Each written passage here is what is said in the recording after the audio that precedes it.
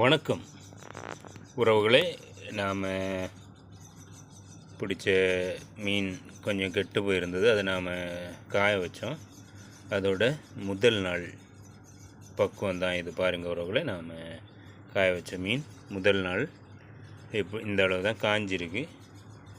இனி ஒரு நாள் கூட காயணும்னு தோணுது. இது ரொம்ப நெய் உள்ள மீனானதுனால, ரொம்ப நெய்யாக இருக்குது மீன் ஆனதுனால இது காயறதுக்கு இனி ஒரு நாள் கூட ஆகும்.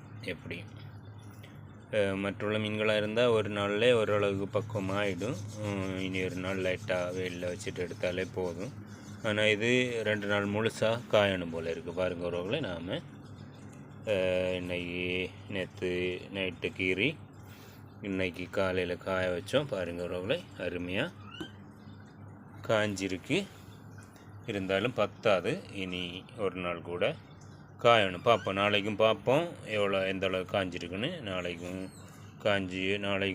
காய வச்சுட்டு காஞ்ச அப்புறம் நாளைக்கு என்ன பக்கத்தில் இருக்குன்னு உறவுகளை அதையும் காணொளி பதிவு பண்ணி இதுக்கப்புறமா அதையும் அந்த காணொளிகளையும் பதிவிடுகிறேன் உறவுகளை. பாருங்கள், அருமையான மீன் சூப்பராக கருவாடு பக்குவத்துக்கு வந்துட்டுருக்கு.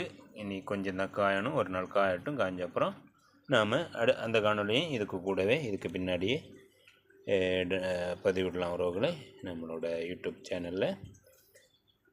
பாருங்கள் உறவுகளை, தொடர்ந்து பாருங்கள். நம்மளோட காணொலிகளை பிடிச்சிருந்தால் லைக் பண்ணுங்கள், ஷேர் பண்ணுங்கள், கமெண்ட் பண்ணுங்கள், கண்டிப்பாக சப்ஸ்கிரைப் பண்ணுங்கள் உறவுகளை. பாய்.